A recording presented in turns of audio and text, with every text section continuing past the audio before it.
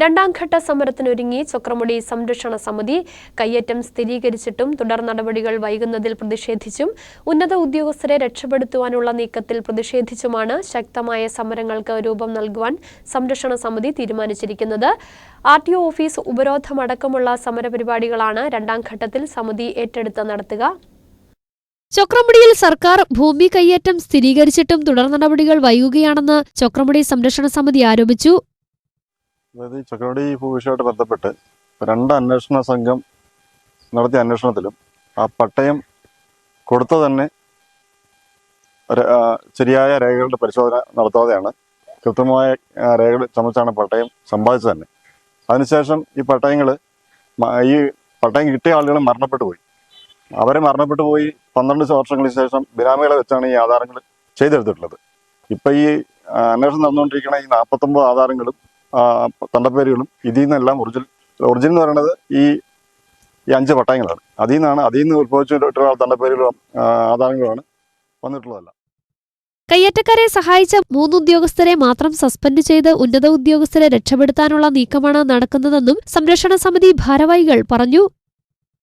ചക്രമുടി ഭൂമി കയ്യേറ്റവുമായി ബന്ധപ്പെട്ടുകൊണ്ട് റവന്യൂ വകുപ്പ് മന്ത്രി പറഞ്ഞത്, ഇതിന് ചക്രമുടി കയ്യേറ്റവുമായി ബന്ധപ്പെട്ട് അതിൽ നിൽക്കുന്ന ഉദ്യോഗസ്ഥന്മാർക്കെതിരെയും കയ്യേറ്റക്കാർക്കെതിരെയും ശക്തമായ നടപടി സ്വീകരിക്കുമെന്നാണ് പറഞ്ഞത്. എന്നാൽ നാളിതുവരെയായിട്ടും ഇതുമായി ബന്ധപ്പെട്ട ഉദ്യോഗസ്ഥരെ സസ്പെൻഡ് ചെയ്യുകയല്ലാതെ അവർക്കെതിരെ അന്വേഷണം നടത്തുകയോ അവരെ കുറ്റക്കാരായി കണ്ടെത്തി അവർക്ക് ശിക്ഷാ നടപടി ചെയ്തു കൊടുക്കുകയോ ചെയ്തിട്ടില്ല. എന്നാൽ കഴിഞ്ഞ ദിവസങ്ങളിൽ നമ്മൾ അന്വേഷിച്ചതുമായി ബന്ധപ്പെട്ട് പറയുന്നത് ഇടുക്കി ഡെപ്യൂട്ടി കളക്ടറായ ശ്രീ K. മനോജാണ് ഇതിൻ്റെ എല്ലാം ചുക്കാൻ പിടിച്ചതെന്നുള്ളതാണ്.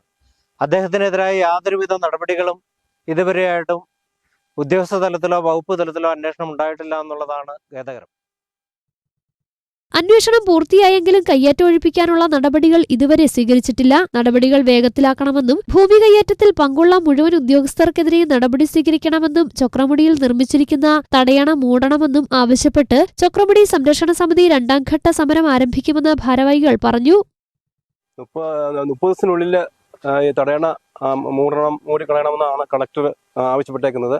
അതിൻ്റെ അടിസ്ഥാനത്തിൽ മൈനോളജി അവിടുന്ന് ഉദ്യോഗസ്ഥന്മാരും അതുപോലെ പഞ്ചായത്തിലെ സെക്രട്ടറി ഇവരെല്ലാം പോയി കൂട്ടായി സന്ദർശിക്കുകയും അതിൻ്റെ അടിസ്ഥാനത്തിൽ ഇത് മൂടാമെന്ന് പറഞ്ഞിട്ടുണ്ട്. ഇത് മൂടിയില്ലെങ്കിൽ സമരസമിതി അതിനെതിരെയും ശക്തമായ സമരം ആയിട്ട് പഞ്ചായത്തുമായിട്ടും ബന്ധപ്പെടുന്നതാണ്. RTO ഓഫീസ് ഉപരോധമടക്കമുള്ള സമരപരിപാടികളാണ് രണ്ടാം ഘട്ടത്തിൽ സമിതി ഏറ്റെടുത്ത് നടത്തുകയെന്നും ഭാരവാഹികൾ പറഞ്ഞു. ന്യൂസ് ബ്യൂറോ, രാജകുമാരി.